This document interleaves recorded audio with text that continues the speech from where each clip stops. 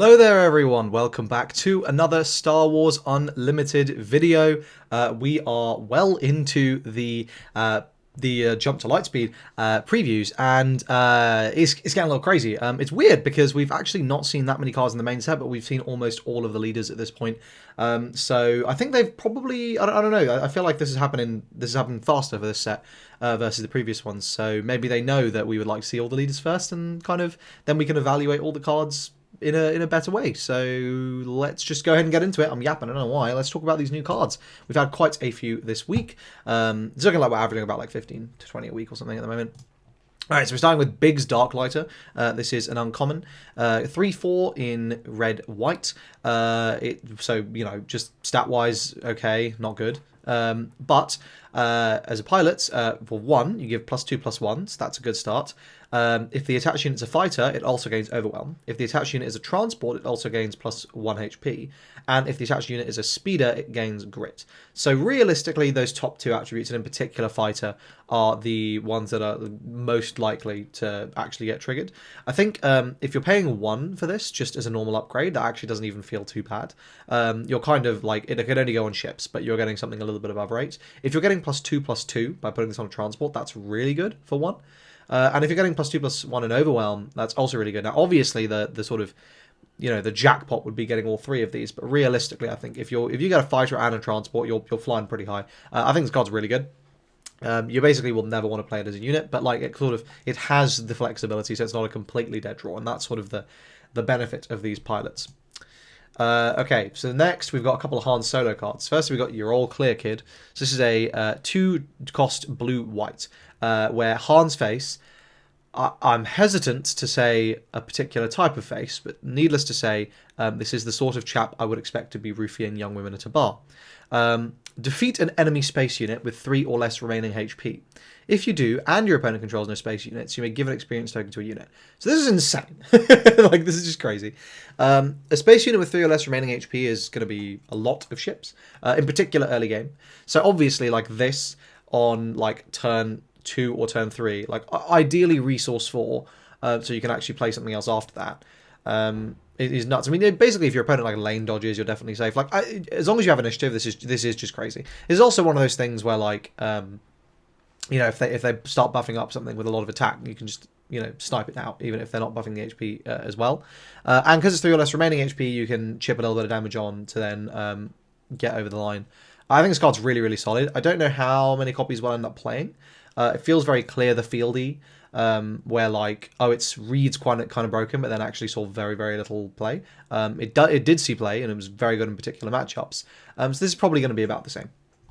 But then we've got another legendary, and this is probably one of the best legendaries in the set. Han Solo has his moments. So Han finally getting a legendary. I guess he hasn't had one until now. This is a 5-drop yellow-white 4/5 with ambush. So we'll stop there. That's fine. I wouldn't say it's good, but that's fine.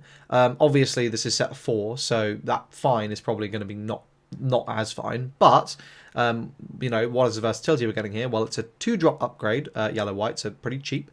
When played as an upgrade, you may attack with the attached unit. Okay, so you're cheating the action economy there to immediately get the value. That's good. The text could have stopped there, to be honest, and I probably would have said this is quite a good card. But if it's the Millennium Falcon, it deals its combat damage before the defender. Now, this is only going to be when you play it as an upgrade. This is not going to be every single time because of that text. But this is kind of crazy. So +2/+3 on either one of the Millennium Falcons is going to turn a thing into quite a beast. Now, obviously, you want to put this on the new Falcon. Or on Lando's Pride, I guess. But so like this on the new Falcon means that that's going to be actually swinging for... it's going to be a 6/7. And it's going to be doming actually with shoot first, right? So suddenly your Falcon is answering Fat's Fire Spray. Yeah, like that's pretty crazy. So yeah, unsurprisingly, this card in a yellow-white deck is going to be very, very strong, provided you are playing that new Falcon and you're sort of leaning into this pilot synergy. We'll need to see how good that ends up being, of course. I mean, like, it seems all very good on paper, but I strongly suspect that like it won't be quite as good as we think it will.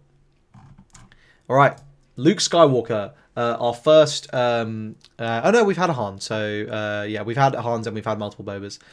So another multiple leader. This is red, white Luke. So action, if you attacked with a fighter this phase, deal 1 damage to a unit. Okay, it's free, but it is a triggered ability. Alright, fine. Deploys on 6, not ideal. Deploys on 6 is a 5/6, so I'm pretty iffy on this already. And he's also vanilla, so this pilot upgrade better be pretty insane. Thankfully it is. This upgrade can't be defeated by enemy card abilities. Great. So basically the thing you put it onto is pretty much invulnerable from almost all like effect removal. The attached unit is a leader unit. If it's a fighter, it gains on attack you may deal 3 damage to a unit. +4, +5. So that's pretty huge. That's a pretty big card. Yeah, I mean this is absolutely massive. It's the inbuilt protection that makes this, I think, even remotely viable, and that's been factored into the cost. My inclination is, unless we start getting a lot of very, very good space sentinels, and the meta shifts to be like very space heavy, which the second I think is more likely than the first. Then I'm very iffy on this, because the idea is you need to like buff something up that's going to keep you stable, and let you sort of like catch up, because you're going to have been getting almost no value from your leader ability realistically, and you have no immediate impact on upgrades. So my inclination is this probably isn't great, but it could be. And obviously in Twin Suns it's probably going to be nuts. Okay, but we got some fighter support here. This card's nuts. Attack with a fighter unit. For this attack gains +4/+0. The fuck? Okay. And on attack, discard 2 from the defending player's deck. Deal unpreventable damage equal to the difference in the discarded cards' cost to this unit. So basically, this is similar to a heroic sacrifice, except instead of getting the draw, you attack with +4, and also you might survive. That's basically the way I'm looking at it. This seems very, very powerful. I mean, +4 is absolutely obscene. Like the type of trades, if nothing else, you can be getting with +4 are ridiculous. So I think this card may be the thing that pushes you over the line to just really focus on fighter synergy in a like maybe a red-green hero deck. But this is, I mean, just an absolutely insane card. And then we also get, and obviously a lot of the new cards are like Rebel Vehicle Fighter, or like Rebel Fighter, right? So red 5 here, there's a 3/4 in space for 3. Okay. On attack, you may deal 2 damage to 8 damaged units. Not great. I get that they're trying to do synergy with Luke, but I don't think this is great.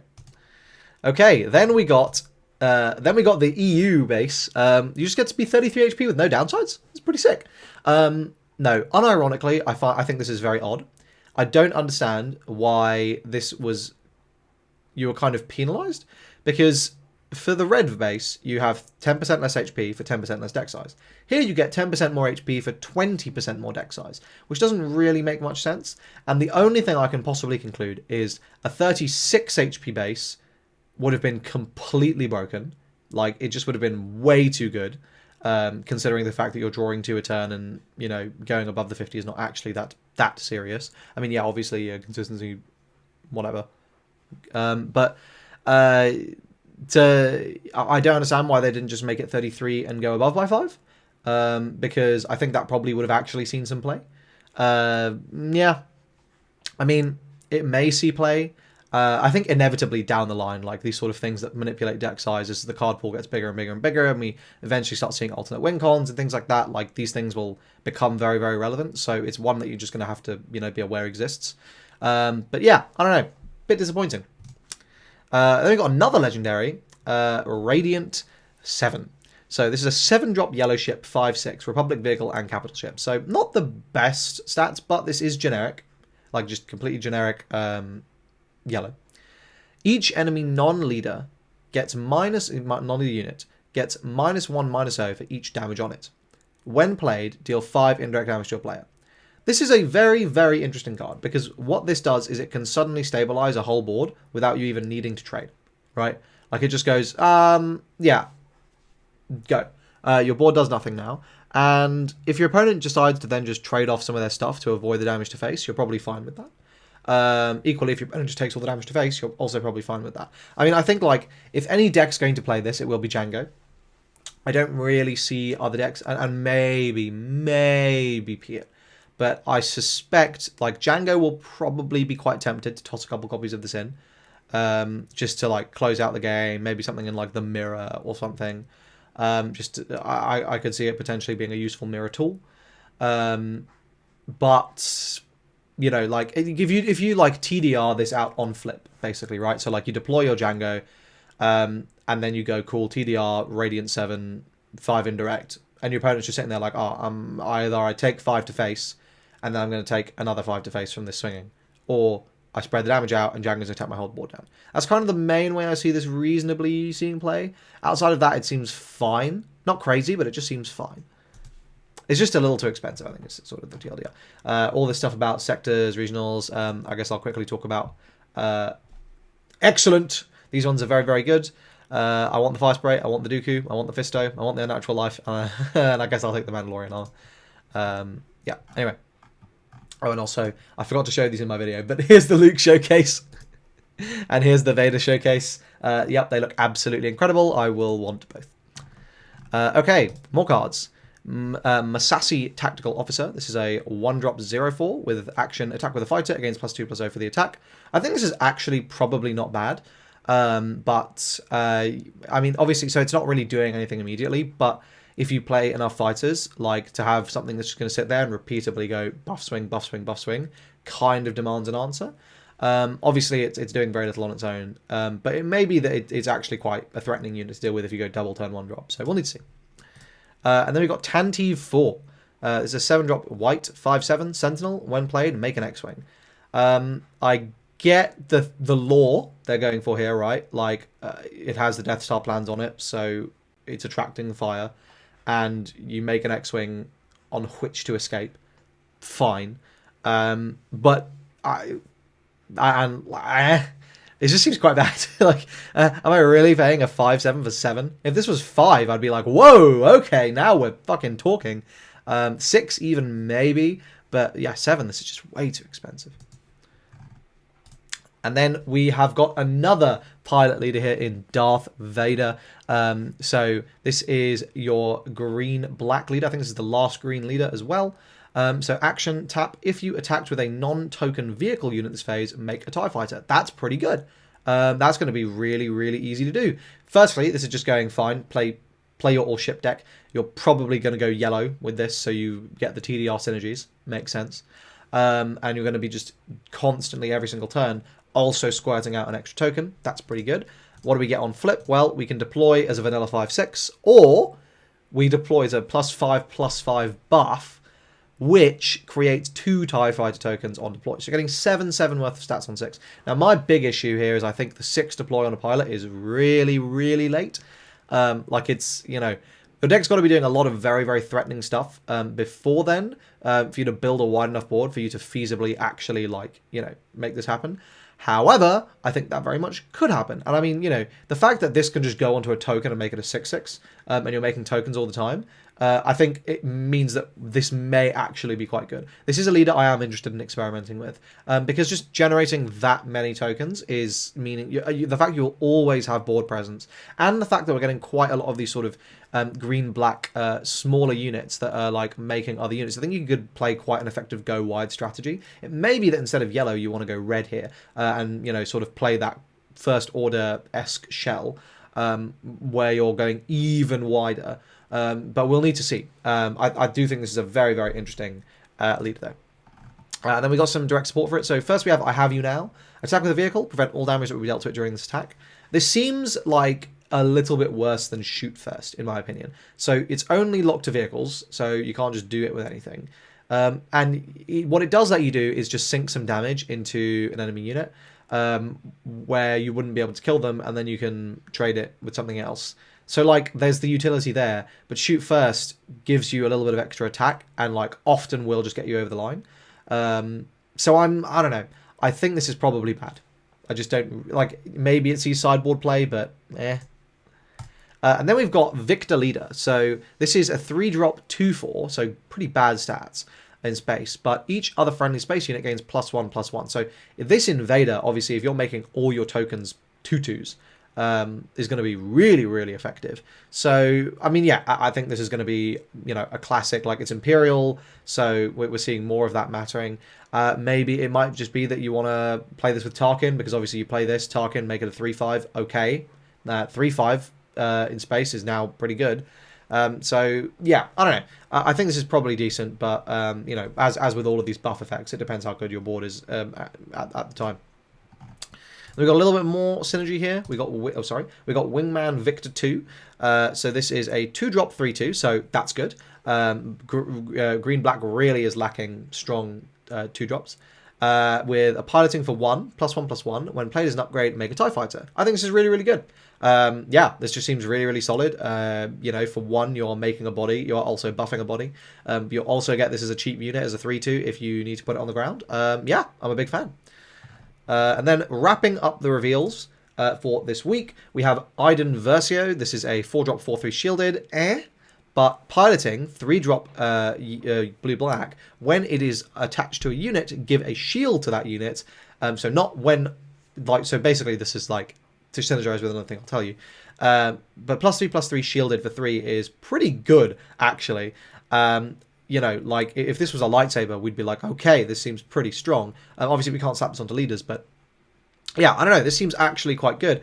And if we look at her ship, which is an Imperial capital ship for 5, this is a 5-drop 4/5 in space. Okay, I wish it was a 4/6, but fine. With Restore 2, and when played, you may attach a friendly pilot unit or upgrade to this unit. So this seems really, really good, because what this means is, yes, you can grab a pilot upgrade from one of your ships and just slap it onto this. But what this also means is if you deploy your leader upgrade to ground, swing with it, like clear something out, and then play this, you can just slap it on to this as an upgrade.